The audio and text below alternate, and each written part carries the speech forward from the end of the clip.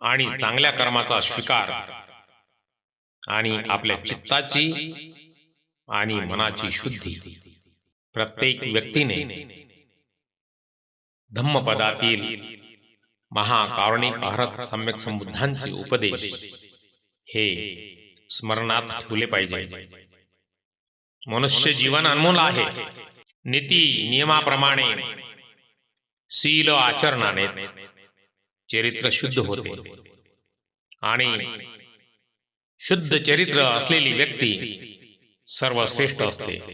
म्हणून या आजच्या धम्मदेशनेद्वारे मी सर्वांना विनम्र निवेदन करतो की महाकारुणिक अहरत सम्यक संबुद्धांचा उपदेश धम्मपदामध्ये आहे.